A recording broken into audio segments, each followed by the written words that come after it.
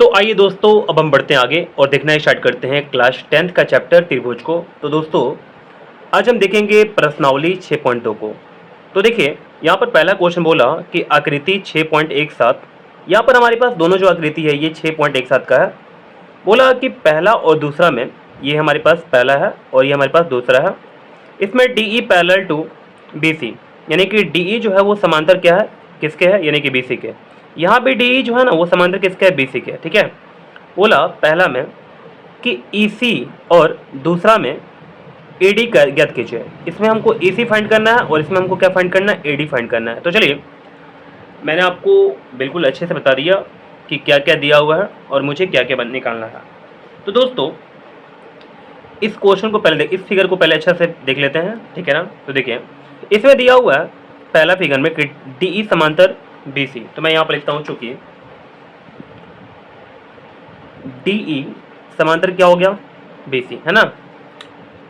तो दोस्तों, आप चाहें तो आप राइट में फिगर बना सकते हैं। मैं फिगर को नहीं बना रहा हूँ, डायरेक्ट यहाँ पर सॉल्व कर रहा हूँ। ठीक है ना। तो DE समांतर अगर BC हमारे पास है तो मैं क्या लिख सकता हूँ, हमने पढ़ा था प्रमेय में, अगर हमारे पास ऐसे कंडीशन रहेगा DE समांतर BC रहेगा, यानी कि त्रिभुज के किसी एक भुजा के समांतर एक रेखा खींचा जाएगा, तो होगा क्या, AD बटे में DB होगा, AD और बटे में क्या हो जाएगा, DB, और इक्वल किसके हो जाएगा, तो AE बटे में EC, AE बटे में क्या हो जाएगा, AE बटे में EC हो जाएगा। समझ के बात को ना, कोई दिक्कत नहीं आपको। अब चलिए, अब जो जो वैल्यू हमारे पास दिया हुआ है उसके वैल्यू को पुट कर देंगे, हमारे पास आंसर आ जाएगा। तो देखिए, AD हमारे पास कितना है, 1.5 है, तो AD हमारे पास कितना हो जाएगा, 1.5 हो जाएगा। DB कितना हमारे पास है, तो हमारे पास DB जो है ये 3 है हमारे पास, तो 3 यहाँ पर हो जाएगा बराबर। यहाँ पर हमारे पास कितना है, AE हमारे पास कितना है, 1 है, तो यहाँ पर 1 रख लेंगे, और EC हमारे पास कितना है नहीं पता। ठीक है, EC हमको फाइंड करना है। तो चलिए, EC का वैल्यू हम लोग फाइंड करेंगे। तो 1.5 दूनी कितना होता है, 3 होता है, 2 बार में कैंसिल हो जाएगा। EC में यहाँ पर 1 से गुणा करेंगे, क्या मिलेगा, यानी कि EC मिल जाएगा। यहाँ पर क्या मिलेगा, 2 में अगर 1 से गुणा करते हैं तो 2 मिलेगा। ठीक है, तो EC हमारे पास क्या आ गया, 2, और यहाँ पर सेंटीमीटर है तो हम लोग सेंटीमीटर यहाँ पर लिख देंगे, ऐसे करके सेंटीमीटर में आंसर हो जाएगा हमारे पास। तो दोस्तों, ये पहला का पहला समझ में आपको आ गया होगा, ऐसा मैं उम्मीद करता हूँ। तो चलिए, अब यहाँ पर इसके साइड में हम लोग देख लेंगे दूसरा भी। ठीक है, तो देखिए, यहाँ पे बोला हुआ है कि DE समांतर BC। ठीक है, तो चूंकि DE समांतर क्या हो जाएगा, BC, तो हम लोग क्या बोल सकते हैं कि AD बटे में DB, AD और बटे में क्या हो जाएगा, DB, इक्वल क्या हो जाएगा, तो देखिए यहाँ पर AE बटे में EC हो जाएगा, तो क्या हो जाएगा, AE और बटे में क्या हो जाएगा, EC हो जाएगा। समझ के बात को ना। अब देखिए, हमारे पास जो जो वैल्यू दिया हुआ उसको पुट कर देंगे, जैसे हम लोग इसमें पुट किया था ना वैसे यहाँ भी। तो AD नहीं दिया हुआ है, बटे में क्या हमारे पास हो जाएगा, 7.2 हो जाएगा, तो AD बाई 7.2 हो गया बराबर। यहाँ पर AE हमारे पास कितना, 1.8 है, और यहाँ पर 5.4 है, 1.8 और 5.4। ठीक है ना। अब हम लोग इसको घटाना स्टार्ट करते हैं। तो 18 तियाई 54, 3 बार में, फिर 3 से घटाएंगे, 24 तियां 72, यानी कि 2.4 हो जाएगा। तो यहाँ पर AD हमारे पास है और यहाँ पर हमारे पास 1 बचा हुआ है, तो 2.4 में 1 से अगर गुणा करते हैं तो हमारे पास क्या आ जाएगा, 2.4 आ जाएगा। सेंटीमीटर में दिया हो तो हम लोग सेंटीमीटर यहाँ पर लिख देंगे, और ये हमारा आंसर हो गया, और यहाँ भी हमारे पास आंसर आ गया था। अब हम समझना स्टार्ट करते हैं क्वेश्चन नंबर 2 को। तो यहाँ पर देख सकते हैं, बोला कि किसी त्रिभुज PQR की भुजाओं PQ और PR पर क्रमशः बिंदु E और F स्थित हैं। मैं बताता हूँ यहाँ पर बोल क्या रहा। हमारे पास एक कोई त्रिभुज है PQR नाम का। तो सबसे पहले मैं यहाँ पर एक त्रिभुज में आता हूँ PQR नाम से। ठीक है ना। तो यहाँ पर हमारे पास हो गया PQR। तो चलिए, P यहाँ पर हो गया, Q और यहाँ पर हो गया हमारे पास R। ठीक है। अब क्या बोला, PQR की भुजाओं PQ और PR पर, PQ और PR पर क्रमशः बिंदु E और F स्थित है। मान लीजिए यहाँ पर हमारे पास मानना क्या है ही ऐसे करके, PQ पर हमारे पास E है और हमारे पास PR पर हमारे पास F है। कोई दिक्कत नहीं है आपको। चलिए, अब क्या बोला, निम्नलिखित में से प्रत्येक स्थिति के लिए बताइए कि क्या EF समांतर QR, यानी कि जो हमारे पास EF होगा ये समांतर QR क्यों होगा, कौन से कंडीशन में। तो हमारे पास 3 कंडीशन दिया हुआ है। यहाँ पर पहला है हमारे पास, दूसरा है, तीसरा है। तीनों में से हमारे पास कौन सा सही होगा, किसके लिए सही होगा, यानी कि EF समांतर QR। तो चेक करना पड़ेगा दोस्तों। तो यहाँ पर हम लोग सबसे पहले जांच लिखते हैं, जांच। देखिए, अगर हमारे पास EF समांतर अगर QR होगा तो हमारे पास क्या क्या होना चाहिए, यानी कि PE बटे में EQ, ठीक है, बराबर PF बटे में क्या होना चाहिए, FR होना चाहिए, ठीक है ना। तो चलिए सबसे पहले वैल्यू को पुट करके देखते हैं। यहाँ पर PE का वैल्यू हमारे पास कितना है, तो 3.9 हो जाएगा, और EQ का वैल्यू कितना हमारे पास 3 है, और बराबर यहाँ पर PF का वैल्यू हमारे पास कितना है 3.6, और हमारे पास FR का वैल्यू कितना है 2.4 है ना। तो चलिए इसको घटाते हैं, तो 13 दिया 39, यानी कि 1.3 हो गया। फिर इसके बाद 12 3 36, ठीक है, और 8 3 के 24, यानी कि 0.8 हो गया, है ना। इसको हम लोग और भी घटा सकते हैं, तो 4 3 12 0.3 हो जाएगा, 4 दूनी का 8 हो जाएगा, ठीक है, कोई दिक्कत नहीं आपको। अब देखिए इतना तक हमारे पास हो गया। अब हम लोग चाहें तो ये 0.3 को, और हम लोग इतना अब अभी इतना ही रहेगा, अब कटेगा नहीं इसमें, ठीक है ना। तो बस हमारे पास क्या आ गया, देखिएगा हमारे पास आ गया कितना, 1.3 आ गया, और बराबर 0.3 और बटे में 0.2 आ गया। क्या ये दोनों बराबर दिख रहा आपको? बराबर बिल्कुल नहीं दिख रहा, है ना, बराबर नहीं दिख रहा। तो हम लोग बोल देंगे इसलिए P यहाँ पर EF कोमा QR के समांतर नहीं होगा। तो दोस्तों यहाँ पर मैंने आपको दूसरा का पहला समझा दिया। हमारे पास जो ये दूसरा का दूसरा जो था मैंने अपनी कॉपी पर लिख लिया हुआ है, तो अब मैं आपको समझाऊंगा।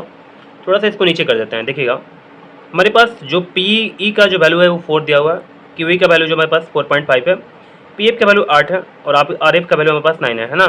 तो चलिए हम लोग क्या करेंगे, यहाँ पर जाँच पहले स्टार्ट करते हैं। जाँच करना, जाँच में लिख सकते हैं, देखिए PE बटे में EQ, PE और बटे में क्या हो जाएगा EQ, बराबर PF बटे में क्या हो जाएगा हमारे पास, PF बटे में यहाँ पर क्या हो जाएगा FR हो जाएगा, सही है।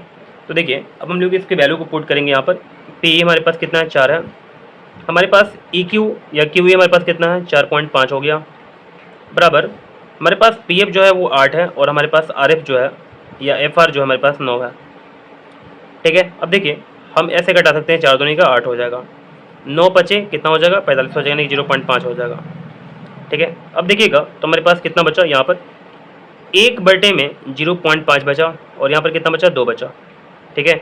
अगर इस पॉइंट को हम लोग हटाते हैं तो ऊपर क्या आ जाएगा 0 आ जाएगा, 1 5 दूनी का 10, तो यानी कि हमारे पास 2 और बराबर 2 आ गया। तो अगर हमारे पास 2 बराबर 2 आ गया, यानी कि हम लोग ऐसे बोल सकते हैं 2 बटे में 1 बराबर 2 बटे में 1, है ना, आ गया अगर हमारे पास, तो मैं बोल सकता हूँ सिंपल बात कि इसलिए जो हमारे पास EF होगा वो QR का समांतर होगा, ठीक है, EF समांतर QR।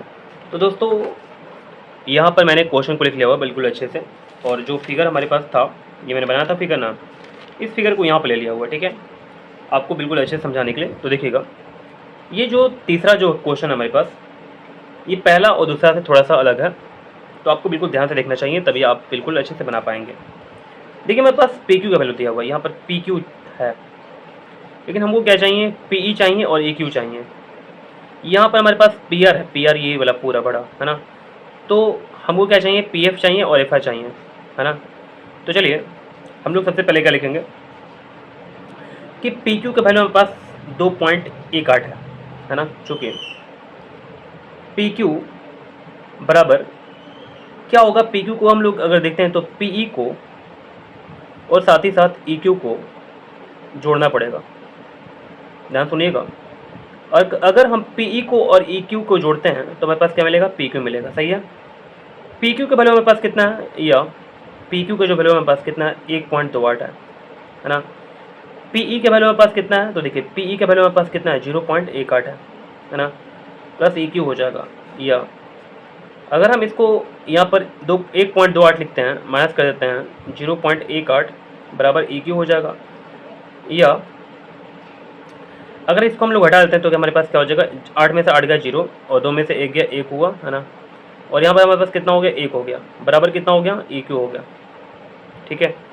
तो ये हमारे पास क्या आ गया, यानी कि 1.1 सेंटीमीटर हमारे पास आ गया EQ का वैल्यू, ठीक है। अब देखिए दोस्तों हमारे पास, अब मैं क्या बोल सकता हूँ अगर मैं पी आर को लिखता हूँ और पी आर जो होगा वो किसके किसके जोड़ के इक्वल होगा, तो पी एफ और एफ आर को अगर हम जोड़ते हैं तो हमारे पास पी आर मिल जाएगा। ठीक है, देखिए यहाँ पर जो हमारे पास पी आर है वो कितना दिया हुआ है, पी आर हमारे पास दिया हुआ है 2.56 बराबर पी एफ का जो वैल्यू हमारे पास दिया हुआ है 0.36 प्लस क्या हो जाएगा, एफ आर हो जाएगा। ठीक है, अब देखिए 2.56 में से अगर 0.36 घटा लें हम तो यहाँ पर क्या बचेगा, यानी कि एफ आर बचेगा। हम लोग अगर घटाएंगे तो देखिएगा यहाँ पर 6 में 6 का 0, 5 में 3 का 2 और यहाँ पर 2 हो गया, तो बराबर कितना हो गया हमारे पास, एफ आर हो गया है ना, सेंटीमीटर। अब देखिए 2 पॉइंट हमारे पास क्या आ गया, 2.20 आ गया, एफ आर का वैल्यू जो हमारे पास है वो आ गया। ठीक है ना, अब देखिएगा जब हमारे पास इतना आ गया है ना, तब हम लोग क्या करेंगे, अब जांच हम लोग करेंगे। ठीक है, जांच क्या करते हैं, क्या होगा, पी ई बटे में क्या हो जाएगा, ई क्यू बराबर पी एफ, आप देख सकते हैं पी एफ बटे में क्या हो जाएगा, एफ आर, पी ए बटे में क्या हो जाएगा, एफ आर हो जाएगा। सही है, पी ई का जो वैल्यू हमारे पास है वो कितना है, तो देख लीजिएगा हमारे पास जो पी ई है वो कितना है, 0.18 है ना, तो 0.18 हो जाएगा बटे में ई क्यू का जो वैल्यू हमारे पास है वो कितना आया हुआ है, यानी कि 1.10 आया हुआ, तो मैं यहाँ पर लिख लेंगे 1.10 बराबर पी एफ का जो वैल्यू हमारे पास कितना है, 0.18 है ना, 0.18 नहीं है बल्कि 0.36 है, 0.36 और हमारे पास एफ आर का जो वैल्यू है वो कितना है, तो देखिएगा एफ आर का वैल्यू मैंने यहाँ पर लाया हुआ है 2.20। यहाँ तो कोई दिक्कत नहीं ना आपको ना। अब देखिए हम लोग कैंसिल करना स्टार्ट करेंगे, यहाँ पर 0.18 है ना और यहाँ पर 0.36 है, तो कितना बार में कैंसिल हो जाएगा, 2 बार में। यहाँ पर 1.10 है, यहाँ पर 2.20 है, तो कितना बार में कैंसिल होगा, 2 बार में। तो ये 2 से 2 कैंसिल हो गया, तो मेरे पास क्या होगा बचा, 1 बटे में 1 बचा इधर और यहाँ भी क्या बचा, 1 बटे में 1 बचा। तो आप देख सकते हैं यहाँ पर हमारे पास जो अनुपात आया वो क्या आया, बराबर आया, इसलिए हम लोग बोल सकते हैं ई एफ समांतर क्या हो जाएगा, क्यू आर हो जाएगा। ठीक है, तो दोस्तों मैंने आपको बताया कि कौन कौन सा समांतर होगा।